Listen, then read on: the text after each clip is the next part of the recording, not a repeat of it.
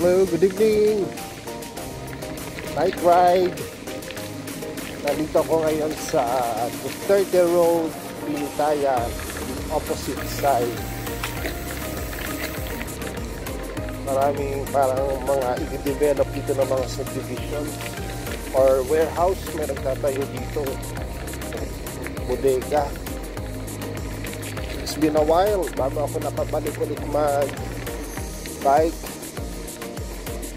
Wala lang, naging busy lang lately sa mga career na dapat i-career, income generating muna para meron pang bisyo na pang bili ng mga piyesa. Sabi ko nga kay J-Mix, Master Jerry, Miguel, kailangan mo nang unahin yan para pag natapos kung ano man ang mga mapagpasya na mapuntahan, kahit pa paano makakaluwag-luwag sa gastusin. Boss, tanong ko lang boss, pasahin po. Pasahin po ini. Sarado na, hanggang Digdila. Anong lugar na ito? Binitayan. Tagas na ini. Sarado na dyan. Pero may plano pang idagos yan, ituloy. Okay, sige. At least naaraman ko. Sige, thank you. Balik tayo. Hanggang dito na lang pala to. Oops, gravel.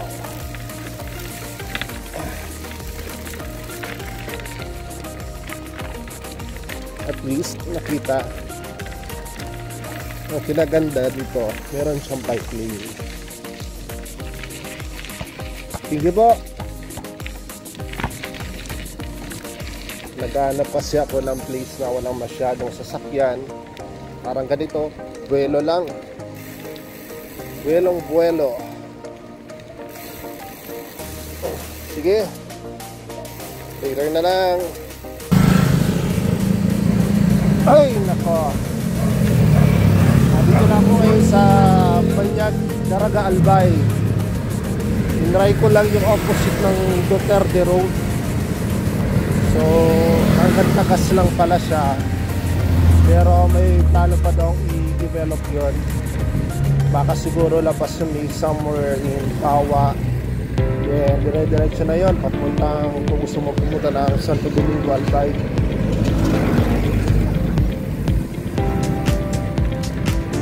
Napag-isipan ko ngayon kasi today Sunday night ride para masimulan ko rin ang aking sarili na makapag-exercise. Kasi for the past few months ngayon tumas ang aking blood sugar, diabetes ako Umabot na ako ng mga pinakamatas ko na is 390. So nakakita super ko. Ngayon kahit papano hindi ako nakakapag-bike. Ginagawa kong diet sa abot ng aking makakaya. Masarap kasing kumain Pero sabi nga kung anong kinakain mo, yun din ang lalabas mo. So, in short, malakas ako sa carbo, sa sweets. Yan. Tumas ang aking pagkita. So, kailangan kong mag-exercise, ejercicio. Shoutout nga pala kina Paring Cool. Mabuhay ka. J-Mix TV. Mabuhay ka. Hard Chargers, Max De Leon, mabuhay ka po. At saka po sa mga members ng Hard Chargers,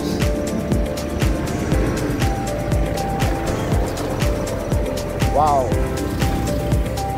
At least nag-bike ako ngayon sa medyo main road kasi sabi ko naman today Sunday. Sir, good evening. Wala namang gano'ng sasakyan. So, dito na.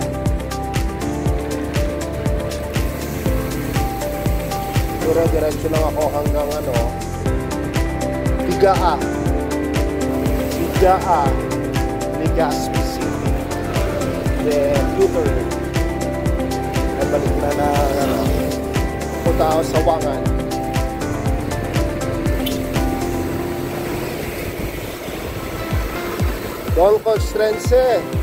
Don Castrense pala, sorry.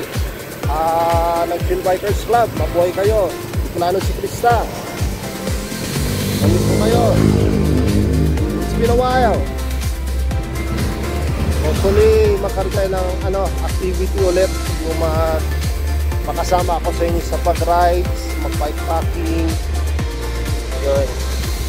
Chill lang.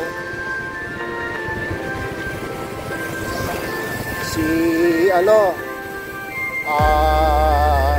Benjamin Santiago ng Ace for Hearts. Mabuhay po kayo, sir. Hopefully someday ulit tayo, magkasabay tayo. Alam ko busy rin po kayo, kahit sabihin mo retired na kayo sa Department of Tourism, nandiyan pa rin yung pagiging busy yung tao, dahil marami rin kayong pinagkakabalahan bukod sa negosyong meron kayo.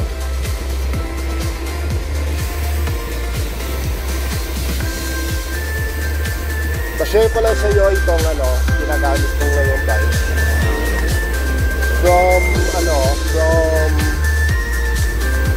biking downhill na ginagawa ko, na try ako na mag-bike sa mga long distance na rides. So, madami ko mga discover ng mga places na priceless ang mga views na magpupunta mo. So,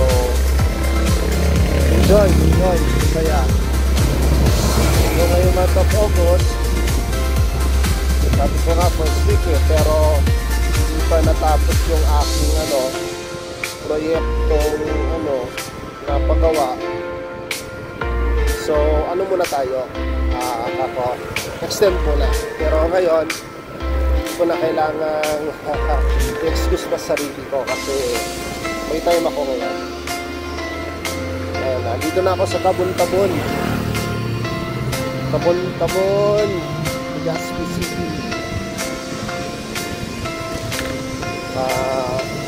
Diversion na dinadaanan ko. Gusto ko pumunta dito sa may papunta ng Pawa kaso lang gabi na. Mahirap na, saka mo na, siyempre hindi mo maiwasan may mga mangyayari sa'yo kasi nag-isa ka lang. So yun, iba pa rin siyempre may kasama pagka nagra-rides. Kaya ngayon try lang kasi ako na mag-isa anyway, hindi ko pa naman habol yung makapunta ako sa mga malalayo kasi kinokondisyon ko pa sa sarili ko kasi matagal lang ako pag-ride.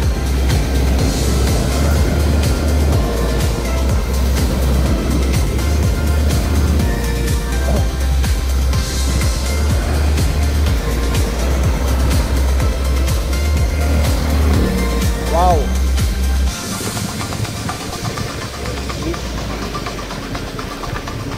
Nandito na ako papuntang nadaanan lang ako cemetery dito, yung Christine at People Memorial Park. Ayun.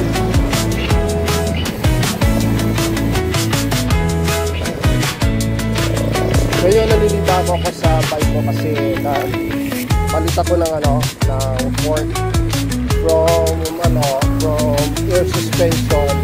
Naka Max 34 kasi ako na around mga 140mm ang travel. So ngayon from there pinalitan ko itong Genesis na true axle. Well, nanibago ko ng konti. Una, naramdam ko yung pagiging magaan yung bike ko, pero medyo bumaba kasi nga yun, nakarigid ako. Pero so far yung baksa pag nalilito ko sa road, yun. And then unti-unti pinapalitan ko ang aking inset from dark mode shield wide. Ang downhill kasi yun nakano ko ngayon, dark mode pa rin, pero pinalitan ko na mas thinner ang kanyang wheelbase. Yun, so iba pag iba na pa magpedal ka, ramdam nung mong magalang i-pedal. Hindi ka kaya noon, hindi ako particular kasi pa may sabihin yung parang napag-isipan, ay yung mga kasama ko mga nag-long sa long rides, so halos dumagal sa road. Ako, sabihin ko yun, guys ko, naka good gear ako, tapos naka-asigay akong tires. Talagang talagang malakit. Kumbaga, maligid sa sa kalsada. Lalo pa sa simento. So ngayon, kapag naaralan, nanonood ako ng mga sa YouTube, ay Forever Bike Loop, shoutout sa'yo. And kay Papa Jack, yan, dyan akong nagkaroon ng mga more ideas pag ikaw ay nag-long rides, ano yung mga kailangan ng parts ng bike mo, ano ang nababagay na tulog, ang ride terrain mo, ano ang dapat ng yung cogs. So marami natutunan. So pero still dito sa bike ko, ito pa rin yung aking sa meron sa dalawang bike, isang full source at hard heel. Itong hard heel ko naka dark full primal ako. So far naman maganda naman, hindi naman komplikado pa sa mga long rides. Yun lang talaga number one na-observe ko. Once na nagpalit ka ng tires, malalaking mga nipples sa naging maliit na lang yung pino, malayo. Tapos rubber suspension,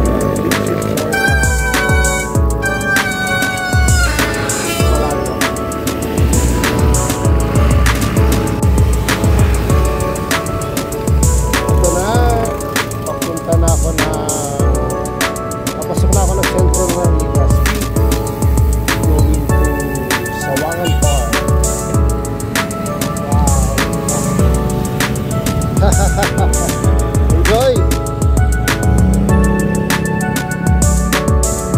Masyadong sasakyan, goods. Wow!